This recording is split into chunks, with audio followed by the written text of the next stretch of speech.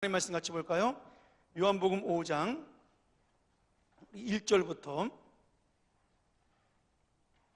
우리 10절까지입니다.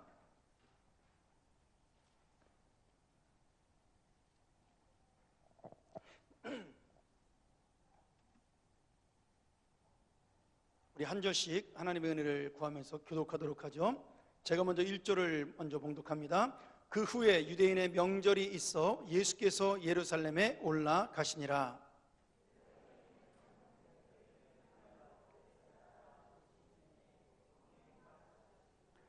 그 안에 많은 병자, 소경, 절뚝발이, 혈기 마른 자들이 누워 물의 동함을 기다리니 이는 천사가 가끔 모세에 내려와 물을 동하게 하는데 동한 후에 먼저 들어가는 자는 어떤 병에 걸렸든지 낫게 됨이러라. 거기 38년 된 병자가 있더라. 예수께서 그 누운 것을 보시고 병이 벌써 오랜 줄 아시고 이르시되 내가 낫고자 하느냐. 병자가 대답하되 주여 물이 동할 때 나를 못에 넣어줄 사람이 없어 내가 가는 동안에 다른 사람이 먼저 내려가나이다. 예수께서 가라사대 일어나 내 자리를 들고 걸어가라 하시니 그 사람이 곧 나아서 자리를 들고 걸어가니라. 이날은 안식일이니 유대인들이 병 나은 사람에게 이르되 안식일인데 내가 자리를 들고 가는 것이 옳지 아니하니라. 아멘. 아마 기억력이 좋으신 분들은 제가 이 본문을 가지고 금요일 날 한번 설교했던 것을 기억할 수 있을 겁니다. 전혀 오늘 다른 내용이긴 하지만 제가 그때 여러분에게 그런 말씀을 들었죠. 여러분의 자리를 들고 일어나라. 여러분이 가장 소중히 여겼던 것을 들고 일어나야 하나님이 여러분에게 더 소중한 것을 주신다라고 이렇게 말씀을 전한 적이 있습니다. 오늘 한번 그 말씀의 의미를 생각하면서 다음 주까지 한 번 더 이 말씀을 보고요. 제가 지금 예수님의 7대 표적을 가지고 세 번째 표적 오늘 할 차례죠. 그래서 오늘 세 번째 표적인 38년 된 병자를 고치신 예수님에 대해서 여러분과 함께 주님의 자리로 나아가라는 제목으로 말씀을 전하고자 합니다. 우리가 이제 그 표적에 대한 이야기를 쭉 살펴봤는데 좀 복습을 해보면요. 예수님이 그 물로 포도주를 만든 표적은 물론 모든 표적이 다 예수님이 하나님의 아들이심을 보여주는 표적인데 그 표적마다 특징이 있는데요. 물로 포도주를 만드신 표적은 예수님이 물질을 초월하는 분이라는 것을 보여줍니다. 그러니까 물이라는 물질을 포도주로 바꿔놨으니까 이 세상의 모든 물질을 하나님의 전능하신 능력으로 바꿀 수 있다는 거죠. 그래서 돌을 뭘로 만들 수 있어요? 예수님께서는 떡으로도 만들 수 있다는 겁니다. 물론 그런 일을 하시지는 않지만 예수님의 능력은 그것이 가능하다는 것을 보여주고 있는 거죠. 물질을 초월하시는 예수님. 그 다음에 두 번째 표적이 뭐였냐면 우리가 멀리 떨어져 있는 그 신하의 왕의 신하의 아들을 고치신 예수님입니다. 예수님이 그 아들을 보지도 않고 고쳐줬다는 것은 예수님이 지금 공간을 초월해서 능력을 행하시는 분이라는 사실을 볼 수가 있는 거죠. 그리고 오늘 배우는 예수님은 38년 된 병자, 38년 동안 아무 변화가 없었던 병자를 고치심으로 말미암아, 여러분 38년이라는 이 글자를 붙인 이유를 잘 아셔야 됩니다. 예수님은 무엇을 초월한 예수님이에요? 시간을 초월하신 예수님입니다. 예수님은 우리의 물질의 문제와 공간의 문제와 시간의 모든 문제를 다 초월하시는 분이라는 사실을 알 수가 있는 거죠. 한 가지 더 나가면 나중에 가면 그 나사로 살린 기적을 보면 죽음을 초월하신 예수님도 우리가 만날 수가 있는 거고요. 그런 식으로 예수님 이 땅에 있는 모든 것들, 우리가 보는 어떤 그런 세상에 내가 극복할 수 없는 모든 문제들을 예수님은 초월한다는 사실을, 그리고 예수님은 모든 문제를 해결할 수 있다는 사실을 보여주는 것이 바로 7대 표적의 또 다른 의미이기도 합니다. 그분이 누구시라고요? 하나님의 아들이시고 바로 나의 구주라는 사실입니다. 여러분 그게 제일 중요합니다. 어떤 설교를 들어도 괜찮은데 그 설교가 우리 목사님 참 말 잘한다, 아무 의미 없습니다. 아니면 야 그런 깊은 뜻이 있었나, 이것도 아무 의미 없습니다. 그 말씀하시는 예수님이 누구냐는 거죠. 지금 나의 구주라는 사실, 나와 함께 있다는 사실이 중요한 것이지 그 어떤 것도 우리에게 중요한 것은 없습니다. 여러분 무엇이 나에게 희망이냐, 무엇이 나에게 소망이냐? 예수가 나의 희망이요 예수가 나의 소망입니다. 사람들은 믿음으로는 그걸 알고 있죠. 지식으로는 알고 있고. 근데 내가 힘들고 어려운 일을 만나면 그 눈에 보이는 것 때문에 예수를 놓칠 때가 있습니다. 예수를 잃어버릴 때가 있어요.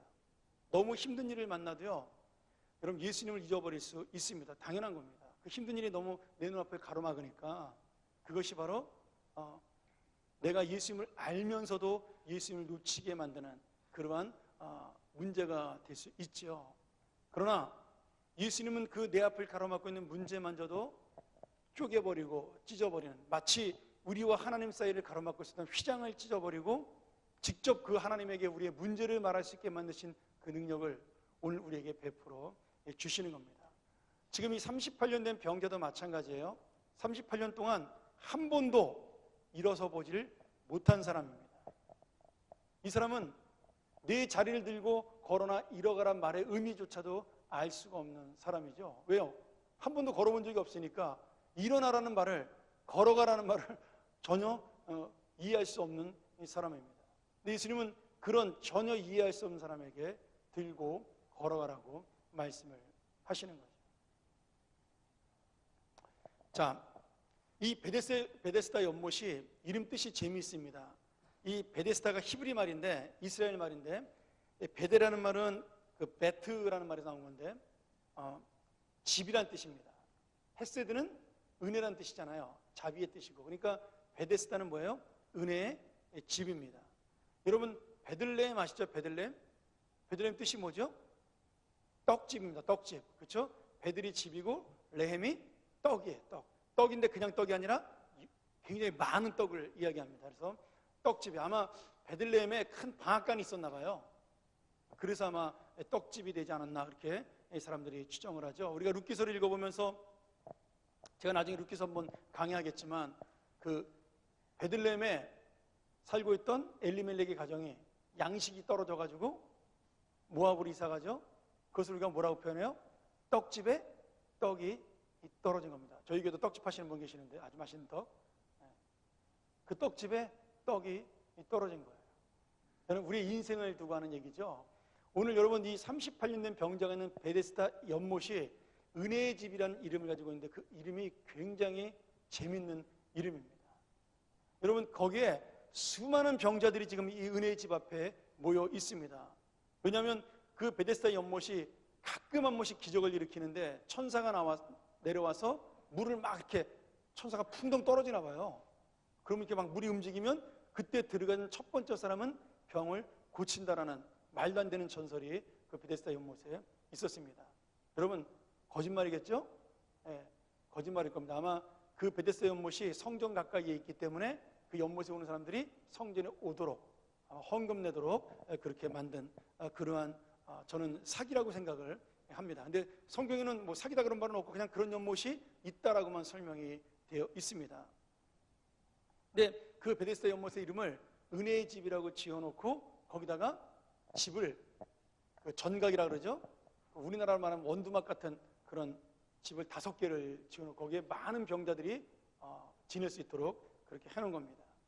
그리고는 거기 있다가 연못에 가장 먼저 들어가는 사람, 물이 동할 때 연못에 가장 먼저 뛰어들어가는 사람은 병을 낫는다라는 그러한 이야기를 전했고, 사람들이 믿어서 굉장히 많은 병자들이 그 연못 주변에 행각에서 묵으면서 기다리고 있었던 거죠. 근데 그곳에 예수님이 명절날에 찾아가게 됩니다. 참 예수님은 재밌어요. 여러분 요한복음을 읽다 보면 단어 하나하나에 예수님이 굉장히 많은 의미를 부여하고 있습니다. 왜 하필이면 명절날 같죠? 거기 누워있는 사람들은 다 환자잖아요. 아마 최소한 죽을 병에 걸린 사람만 와 있을 거예요. 그렇죠? 돈 주고 병을 날 수 있는 사람은 거기 안 오죠. 왜냐하면 의사한테 가면 되니까. 근데 거기 있는 사람들은 다 의사가 못 고치는 병만 가지고 있는 사람들이 대부분이었을 겁니다. 그러면 명절날은 뭐 하는 날이에요? 명절날. 명절 항상 이렇게 어렵게 생각. 명절은 재밌는 날이잖아요. 즐거운 날. 식구들끼리 모여서 같이 음식 먹고 노는 날. 여러분 오늘 저녁이 미국은 뭐냐면 요새 한국에 유행하는 블랙 프라이데이 지금 새벽입니다. 시작했겠네. 지금도 5시부터 새벽 5시부터 시작이 되는데 지금 한 7시쯤 됐죠? 그러니까 지금 아마 블랙 프라이데이 지금 쇼핑이 무섭게 시작이 됐을 거예요. 그리고 어제가 미국은 추수감사절 땡스기빙 데이였어요.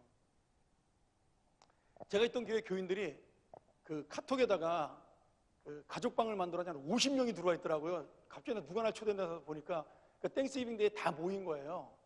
안 모인 사람들을 위해서 잘 지내냐고 이제 땡스기빙 데이 인사하려고 카카오톡에다가 방을 만들어가지고 전부 다 거기서 인사를 하더라고요.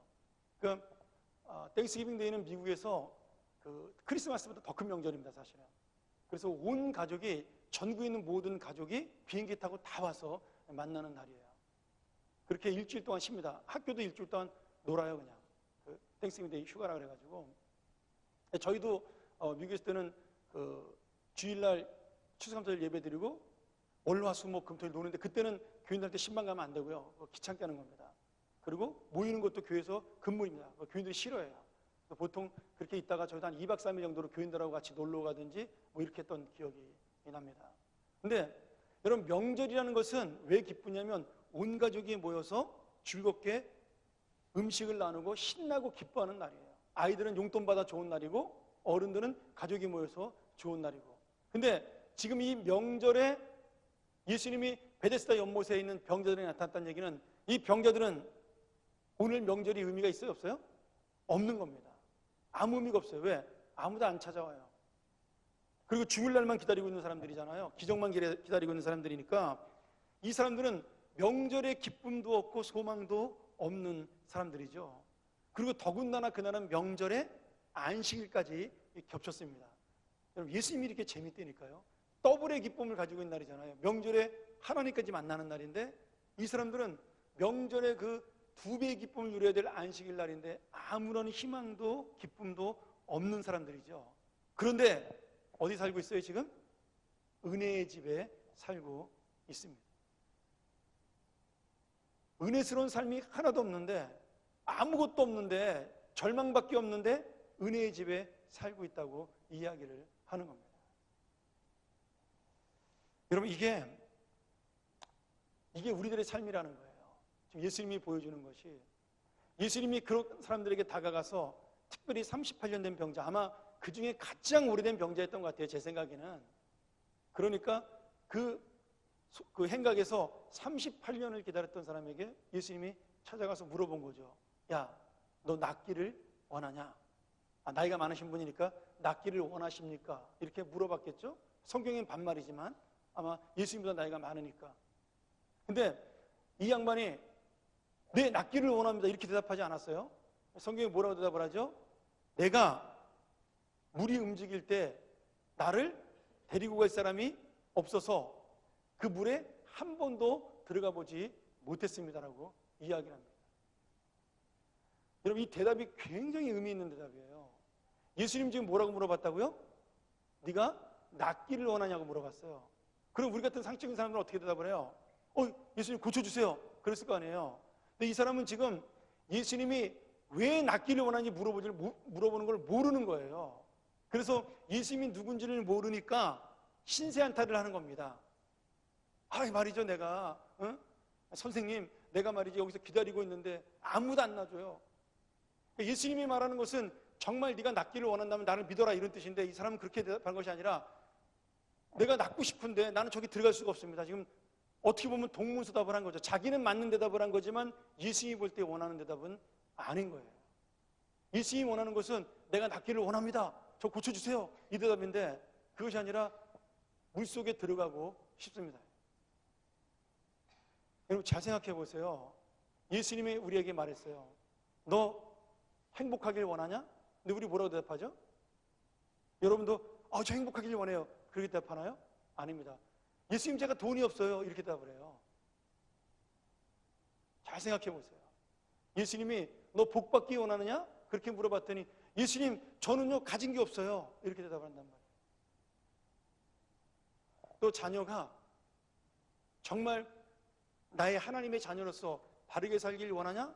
그렇게 물어봤는데 우리는 어떻게 대답을 해요? 예수님, 우리 애가 이번에 대학에 떨어졌어요, 이렇게 대답을 한단 말이죠. 여러분, 지금 38년 된 병자랑 우리랑 다른 게 뭐가 있어요? 똑같습니다. 은혜의 집인 이 교회에 와 있고 은혜의 동산인 하나님의 말씀을 듣고 있는데, 우리도 역시 어떻게 보면 그 믿음을 가지고 살아가는 거잖아요. 물이 한번 이렇게 막 움직이기를 기다리는 그 기적을 바라보며 살면서 내 마음속에 뭐가 없어요? 예수님에 대한 희망이 없는 겁니다. 여러분, 베데스다 연못이라는 것은 허상이에요. 은혜의 집이라는 그 말은 가짜입니다. 내가 주님을 믿는 참된 믿음으로 주님을 붙들지 않는 이상 우리에게 은혜의 집이라는 것은 이 세상에 없습니다. 베데스다 연못에 100번을 뛰어들어가도 여러분 그 안에서는 절대로 은혜가 없어요. 근데 우리 마음속에는 내가 원하는 그것, 정말 내가 본질적으로 원하는 그것을 무엇을 원하는 건지도 모르는 거죠. 이 사람이 원하는 것은, 38년 된 병자가 원하는 것은 그 물속에 들어가는 게 아니잖아요.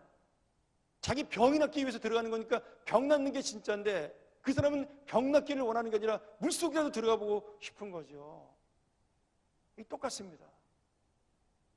여러분, 우리 아이들이 잘 되기를 원해요. 근데 그냥 잘 되기를 원하면 되는데 공부 잘하기를 원한단 말이지. 잘 되는 거가 상관없는 거잖아요. 상관이 있나요? 요새는? 내가 행복하기를 원하잖아요. 근데 돈 많이 벌기를 원하잖아요. 돈 많이 벌면 행복한가요? 그러니까 어쩌면 우리도 지금 이 은혜의 집 속에 있으면서 허상을 살고 있는 거예요. 예수를 매일 보고 있으면서 예수님의 말씀을 듣고 있으면서 나는 지금 엉뚱한 대답을 하고 있는 거죠.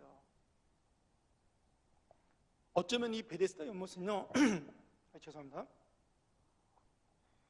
은혜의 집이라는 멋진 말로 포장되어 있지만 거기는 성공이 없는 곳이에요. 아니, 너무나 성공을 위해 달려가는 사람들만 모이는 곳이기 때문에 성공할 수가 없는 곳입니다. 물이 막 움직이면 제일 먼저 달려갈 수 있는 사람이 누구죠? 거기서 가장 건강한 사람이 달려갈 수 있습니다. 죽었다 깨어나도 38년 된 병자는 달려갈 수가 없어요. 왜? 일어나지도 못하는데 어떻게 달려가요? 그러면 여러분, 물속에 들어가는 방법은 두 가지가 있습니다. 하나는 내가 뛰어 들어갈 만한 능력이 있든지, 아니면 뛰어 들어가게 만드는, 나를 부축해서 거기까지 옮겨주는 발 빠른 사람이 있든지. 그렇죠? 내 힘으로는 할 수가 없는 거예요. 그런데 한번 생각을 해보세요. 여기 와 있는 사람은 대부분 중증 환자들입니다. 중증 환자들. 그러면 저는 그런 상상을 해봤어요. 자기 힘으로 걸어 들어갈 수 있는 사람이 거의 없습니다. 근데 물이 동하는 동안에 들어가야 되잖아요. 물이 막 끓는 동안에. 근데 내가 막 기어서 못 걸어가니까 죽을 힘을 다해 기어가는 사이에 그 물이 동하는 것이 끝나버립니다. 대부분 그렇습니다. 그러니까 고칠 수가 없는 거예요. 아니면 멀쩡한 놈이 뛰어들어가가지고 자기가 뛰어들어가겠죠. 별로 안 아픈 사람이. 그리고 낫다 그럴 거예요 아마. 아니면 거길 들어가려면 돈이 많은 사람이라서 사람을 사서 나를 데리고 들어가게 되는데, 거기 있는 병자들은 평생 동안 병을 못 고친 사람들이니까 돈 있는 사람이 있을 수가 없죠. 그러니 가난한 사람만 있습니다. 그리고 세상에서 버림받은 사람들이에요. 몇십 년 동안 아팠으니까 가족도 다 버려서 혼자 와 있는 사람들이, 마지막 희망이 그 베데스다 연못 은혜의 집입니다. 그러니 사실은 여기만 들어가면 성공하는데, 여기에다만 내 발을 적시면 성공하는데, 그러나 아무도 성공하지 못하는 허상의 마을입니다. 허상의 셈이에요. 우리 인생도 똑같은 겁니다. 예수님이 지금 물어보고 있어요, 우리에게. 너 정말로 예수 잘 믿는 인생으로, 신앙적인 인생으로 성공한 삶을 살기 원하느냐? 근데 우리는 그 예수님을 붙잡아야 되는데, 그 물어보는 예수님에게, 네, 예수님, 내가 주님만을 붙들고 주님만을 의지하고 내가 주님만을 믿고 살겠습니다. 그러니 나에게 정말 주님의 은혜를 주시옵소서, 진짜 은혜를 주세요라고 얘기해야 되는데, 그게 아니고, 예수님, 그렇게 살고 싶은데 제가 돈이 없어요. 우리 자식들은 별 볼 일이 없습니다. 내 남편은 능력이 없고요, 내 아내는 재미가 없어요. 이런 식으로 대답을 한단 말이죠. 오늘 이 38년 된 병자는 예수님이 누군지를 몰랐어요. 그래서 정말 그 예수님을 붙들어야 함에도 불구하고 예수님을 붙드는 것이 아니라 자기의 신세를 원망하고 한탄하면서 정말 자기가 가진 문제가 무엇인지를 모르고 있는 겁니다. 오늘 여러분, 이 세상은요, 사탄이 그렇게 만들어놨어요. 전부 그림의 떡이에요. 그림의 떡입니다. 우리가 가질 수 있는 것이 거의 없습니다. 어떤 사람이 이렇게 신문에 썼더라고요. 미국에서 블랙 프라이데이 해가지고 물건을 엄청나게 싸게 파니까 한국도 요새 그게 경쟁한다고 한국판 블랙 프라이데이 한다고 이렇게 요새 백화점에서 막 세일한다 그래요. 근데 저는 안 가봐서 모르겠는데 시간이 없어가지고 갔던 사람이 그러더라고요. 무늬만 세일이고 다 가짜라는 거죠. 그래서 자기가 시간만 버리고 왔다. 그렇게 이야기를 하더라고요. 근데 저는 원래 그런 겁니다, 세상에. 백화점에 세일할 때 가보세요. 살만한 게 있나? 내가 원하는 물건 세일 안 합니다. 아세요? 제가 원하는 물건은요, 안 팔아요, 그날. 제가 미국에 살면서 13년 동안 블랙 프라이데이 딱 2번 가봤어요. 한 번은 맨 처음에 2003년도에 남들 해보니까 나도 한번 해본다고 새벽 5시인가 4시 반에 나갔는데 이미 뭐 다 줄 서가지고 끝났더라고요. 그래서 그냥 허접되게 물건만 이렇게 몇 개 주워온 적이 있습니다. 그럼 테레비를 살려면 3일 동안 밤을 새워, 이틀이나 3일 거기서 밤을 새워야 된다고. 총도 쏴요. 줄 새치겠다고. 작년에도 한 명 죽었습니다. 매년 한 명씩을 죽어요. 새치기 하다가. 근데 가보면요, 정작 파는 물건은 작년도 물건, 올해 물건 아닙니다. 그러니까 싸게 파는 테레비, 물론 반값도 안 되죠. 우리나라에 한 300만 원 테레비 한 100만 원이면 사거든요. 근데 그게 올해 물건은 아니에요. 작년도 물건입니다. 새 물건은 절대로 할인하지 않습니다. 그래서 진짜로 원하는 물건 사지 못해요. 제가 10년 넘게 경험한 일입니다. 그게 세상이 우리를 속이는 방법이에요. 근데 사람들의 심리가 묘해가지고요, 예를 들어서 내가 사고 싶은 물건을 사러 왔는데 안 팔어. 아니면 10개 중에 이미 다 나갔어. 팔아봐야 한 두세 개밖에 안 팔아요, 좋은 거는. 그러니까 줄 쓴 사람들이 다 먼저 사가잖아요. 그럼 나는 사러 왔는데 아무것도 못 사니까 뭘 사게 돼요? 그냥 가기 뭐하니까 엉뚱한 걸 자꾸 산단 말이죠. 그래서 블랙 프라이데이가 장사가 잘 되는 겁니다. 저는 블랙 프라이데이가 사람을 속이는 날이라고 생각을 해요. 저는 그래서 블랙 프라이데이 때 물건 잘 안 삽니다. 언제 사냐면 사이버 먼데이 때 물건을 삽니다.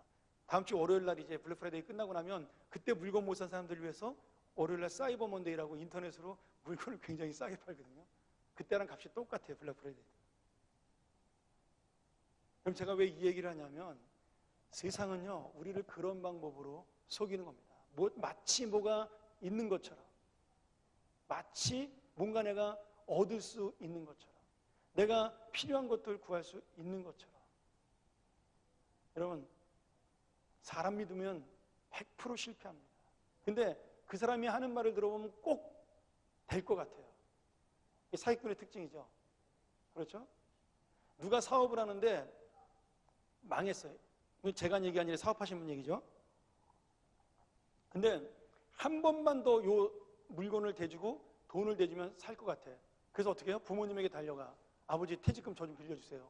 제가 2배로 갚아드릴게요. 그리고 그 돈을 투자합니다. 근데 요거 가지고 안 되는 것 같아. 그래서 한 번만 더 그래가지고 또 이번에 어디를 가요? 처갓집에 가서 장인 장모님 한 번만 도와주세요. 그래가지고 어떻게 되죠? 이 사람 저 사람 이 사람 다 물려가지고 한 번에 온 가정이 다 망합니다. 근데 부모님이든 친척이든 그 사람이 하는 얘기를 듣고 있으면 요 고비만 넘으면 꼭 성공할 것 같아요. 그런 사람도 있긴 있습니다. 가끔 있어요. 그러나 99%는 성공하지 못합니다. 망합니다. 그게 여러분 사탄이 우리에게 주는 세상의 그 유혹이에요. 있을 것 같고 성공할 것 같고 될 것 같은데 안 됩니다. 여러분 무너지기 시작하면 포기하는 게 빠릅니다. 이 세상은요, 사람을 의지하잖아요. 근데 그 사람을 의지하는 순간부터 나는 점점 실망하게 됩니다. 근데 마지막까지 놓치고 싶지 않은 게 우리의 심정이에요. 지금 38년 된 병자를 비롯해서 여기 수많은 병자들이 왜 그 솔로몬의 그 행각을, 그 5개 행각을 떠나지 못하고 거기서 평생을 살까요? 여러분, 어쩌면은 될 수도 있겠다라는 부질없는 희망이죠. 나도 저 사람처럼 성공할 수 있겠다. 그 물속에 들었다 나온 사람이 야 내가 다 났어. 그리고 그 모습을 보면서 얼마나 부럽겠어요. 근데 그 사람은 감기 환자야. 아니면 발목이 삔 사람이에요. 그래서 물이 동하는 것이 보니까 유황이야, 유황 온천이야. 뜨거운 물에 들어갔다 와서 발목이 부은 게 빠진 거예요. 여러분, 그 정도인 거예요. 절대로 암 걸린 사람 이런 사람들은 못 고치는 건데, 그 소리치는 사람들을 보면서 나도 저렇게 될 수 있다는 희망을 갖게 만드는 것이 바로 이 베데스다 연못, 가짜 은혜의 집입니다. 근데 우리가 그 가짜 은혜 집을 보면서 교회에서도 똑같이 하나님을 믿으면서도 예수님이 아니라 그 가짜를 바라보고 사는 사람들이 너무나 많다라는 거죠. 예수님 뭐라 그래요? 딱 한마디 하시잖아요. 네가 낫고자 하느냐? 그랬더니 병자가 저를 데려가 주는 사람이 없는데 예수님이 그 다음 말이 중요해요. 네 자리를 들고 걸어 일어나라 그랬어요. 내 자리를 들고 일어나라, 걸어가라 그랬어요. 여러분, 회복되었다, 나았다라고 말하지 않았어요. 어떻게 말씀하셨어요? 네 자리를 들고 걸어서 일어나라, 이 자리를 떠나라고 말씀하셨어요. 여러분, 그 거짓의 자리, 그 유혹의 자리, 그 절망의 자리를 떠나야만 예수께로 갈 수가 있는 겁니다. 여러분, 이 사람은 예수님이 자기를 고쳐줬음에도 불구하고 예수님이 누군지 정확히 몰라요. 나중에 안식일날 병자 고쳤다고 난리를 피우거든요, 유대인들이. 그래서 예수님이 너 누가 고쳤었대 물어봤더니 몰라요, 누군지. 이름도 몰라. 그런데 그분의 말 한마디로 자기가 힘없던 다리가 힘이 생기고 일어나게 되었고, 평생 동안 가장 소중히 여겼던 자기의 자리, 이거 없으면 나는 찬 데서 자야 되는데 그 죽을 속인 자리를 털고 일어나 버렸어요. 그리고 어디 자리를 갔어요? 예수님이 원하시는 자리로 옮겨갔습니다. 오늘 여러분, 병자가 병을 먼저 고친 것이 중요할까요? 아니면 예수님의 자리로 간 것이 중요할까요? 믿어서 고쳤을까요? 아니면 예수님이 너 일어나라 그랬으니까 일어났을까요? 저는 모르겠어요. 이 성경을 보면 정확히 나오지 않지만 저는 그 생각을 해봐요. 예수님이 일어나라 그럴 때 일어나면 되는 겁니다. 믿음이 없어도요, 그냥 그 말 듣고 일어나면 되는 거예요. 이 사람은 상상도 못했을 거예요, 자기가 일어날 수 있으려는 것을요. 그런데 일어났거든요. 자리를 들고 옮겨갔거든요. 이 자리가 어떤 자리인데, 38년 동안 내가 밥 먹고 잠자고 온갖 일을 했던 삶의 자리인데, 희망을 가졌던 자리인데, 이 자리를 떠나면 죽을 것 같았는데, 여러분, 그 자리를 벗어나서 예수님의 자리로 가는 그 순간부터 그 사람의 인생은 바뀌게 된 겁니다. 병을 고친 게 중요한 게 아니에요. 예수님의 자리로 간 것이 중요한 거예요. 그 베데스다를, 우리의 허상이고 우리의 신기류와 같았던 그 베데스다를 떠나는 것이 너무나 이 사람에게는 중요한 겁니다. 여러분, 이 연못만 들어가면 병이 낫는다? 가짜죠? 근데 실제로 병이 낫다라도 한번 생각을 해보세요. 병이 낫고 난 다음에 그 인생의 무지개와 행복이 쫙 펼쳐지나요? 아닙니다. 여러분, 병 낫고 난 다음에 인생을 살아가면요, 이제 병이 나았으면 좋겠다라는 한 가지 고민에서 이제는 먹고 살아야죠, 직장 들어가야죠, 결혼해야죠, 가족들 돌봐야죠, 수십 가지 고민으로 인생은 늘어납니다. 제가 공부하는 청년들한테 항상 하는 얘기 있어요. 세상에서 공부가 제일 쉬워요. 공부를 잘해서가 아니에요. 나 공부 잘하지 못했어요. 그냥 중간 했습니다. 그런데 공부가 제일 쉬워. 내가 해보니까 세상에서 더 이상 쉬운 게 없어요. 왜 그런지 알아요? 공부만 하면 되기 때문에. 제가 유학 갔는데요, 제 인생에 가장 행복했던 기간이 그 유학 2년 동안이었습니다. 아무 걱정 없이, 아무 생각 없이 뭐만 하면 돼요? 공부만 하면 됐습니다. 나 내일 시험이야. 그러면 아무도 안 건드려요. 나 며칠까지 리포트 써야 돼. 그러면 저희 집에서는 끝입니다. 인생이 너무 행복한 거예요. 돈 걱정도 안 해도 돼요. 공부하는 동안 어차피 돈을 못 버는 거 다 아니까 아무도 관심 없고 신경도 안 써. 그리고 괴롭히지도 않아요. 왜? 빨리 학위 따야 되니까. 여러분, 그러니까 첫 학기 때는 영어 못해가지고 아주 죽어라 고생을 했지만 두 번째 학기부터는요, 야, 이거 거저먹기다. 뭐 말을 해서 하는 것도 아니고 책만 보면 되는 거니까, 책 보고 시험만 잘 보면 되니까 너무 재밌고 너무 신나는 거예요. 여러분, 목회할 때는요, 골치 아프잖아요. 새벽부터 저녁까지 교일에 매달려야 되잖아요. 이 일 터지고 저 일 터지고, 하루라도 잠잠한 날이 없잖아요. 근데 공부만 딱 하니까 아무것도 안 해도 돼. 새벽기도 안 나가도 돼. 얼마나 신나는지. 근데 나중에 누가 새벽기도를 또 만들었어, 부담되게. 금요일도 안 가도 돼요. 주일날 하루만 가면 돼요. 가서 사역도 안 해도 돼. 예배만 드리면 돼요.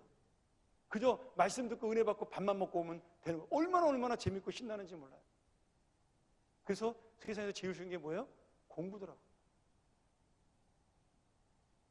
여러분, 근데 공부 끝나면 어떻게 되죠? 공부 끝나고 나면 우리 청년들 취직해야지, 결혼해야지, 부모님 모셔야지, 집 사야지. 여러분 앞에 정말 기라성 같은 문제들과 고민들이 이제 수백 가지가 여러분을 사로잡고 있는 거죠. 그러니 여러분, 지금 병 낫는 게 문제가 아니라는 거예요. 지금 내가 이것만 할 수 있으면, 이 은혜의 자리에 들어올 수 있으면 나는 모든 것이 해결된다는 그 마음이 예수께로 가야 된다는 겁니다. 결국 병을 고치는 분도 예수님이고 그 모든 문제를 안고 우리와 함께 살아가는 분도 주님이신 거예요. 그 문제를 내가 깨닫지 못하면 오늘 38년 된 병자가 병을 10번을 고쳐도 소용이 없는 겁니다. 이 병자가 맨 마지막에 예수님의 말을 듣고 정말 세상의 눈에 보이는 베데스다 연못, 가짜 은혜의 집이 아니라 진짜 은혜의 집인 예수 그리스도의 자리로 가면서 예수님이 그에게 다시는 이 병에 걸리지 않도록 죄 짓지 말라. 아마 병이 그 죄 때문에 온 것 같아요, 이 사람은 특별하게. 근데 이분이 이렇게 고백을 했어요. 맨 마지막에 그 사람이 유대인들에게 가서 이르되 나를 고친 사람은 예수입니다라고 고백을 한 거예요. 여러분, 저는 이 고백이 정말 예수를 믿어서 했는지 아니면 자기의 인생을 예수께 맡겨서 했는지 잘 모르겠어요. 그러나 중요한 것은 지금 그 사람의 모든 문제는 예수에게 달려있다는 것을 스스로 고백한 것과 마찬가지입니다. 여러분, 지금 내 안에 있는 문제가, 눈에 보이는 문제가 굉장히 많습니다. 이 38년 된 병자처럼 병일 수도 있고요, 돈일 수도 있고요, 사람일 수도 있고, 수도 없이 많은 문제들이 나를 괴롭힐 수가 있어요. 여기 있는 한 사람마다 다 문제를 가지고 있습니다. 저도 있어요. 그런데 여러분, 그 문제를 해결한다고 우리가 행복해지는 것이 아닙니다. 그 문제와 함께 그리스도를 붙잡는 길밖에는 없는 겁니다. 그 문제와 함께 내가 이 자리를 털고 일어나서, 내가 붙들고 섰던 이 모든 것들을 들고 일어나서 예수님의 자리로 옮겨가는 것, 그것 외에는 내 인생을 바꿀 방법이 없는 거예요. 저는 여러분, 기도라는 것이 그런 것이라고 생각을 해요. 기도라는 것이 내가 있던 모든 문제를 가지고 예수께로 들어가는 겁니다. 그 안으로 들어가는 거예요. 예수님이 당신을 뭐라고 부르셨죠? 나는 양의 문이라고 이야기합니다. 나중에 또 설교할 기회가 있으면 이게 이제 예수님의 7대 선언 중에 하나죠. 에고 에임이라고, 나는 뭐다 이렇게 선언을 하시는데, 나는 생명의 떡이다, 뭐 그런 얘기 하잖아요. 나는 생명의 문이다, 뭐 이런 얘기, 양의 문이다, 이런 것들. 여러분, 이 7대 표적과 7대 그 예수님의 선언이 일치가 되는 거예요. 여러분, 우리가 하나님의 아들이신 예수 그리스도, 그 표적을 통하여 보여주는 예수 그리스도로 들어가지 않으면 그 표적의 의미는 없습니다. 기적은 나랑 상관이 없는 거예요. 예수님 지금 선언하고 있어요. 내가 양의 문이니까 나에게로 들어와라. 너의 모든 문제를 안고, 너의 모든 고통을 안고 나에게로 들어와라. 이 문에 들어서는 그 순간에, 이 문이 닫히는 그 순간부터 너는 나와 함께 있는, 내가 너를 보호하고 너를 인도하고 내가 너를 사랑하는 그 자리에 너는 들어오는 것이다. 여러분, 병을 고쳐도 또 다른 병이 생길 수 있고요, 돈이 생겨도 또 다른 문제가 생길 수 있고요, 내가 자식이 잘 돼도 또 다른 문제가 생겨날 수 있습니다. 그런데 예수는 변하지 않습니다. 예수는 절대로 우리를 실망시키지 않습니다. 오늘 이 말씀을 기억하면서 우리가 한번 기도했으면 좋겠어요.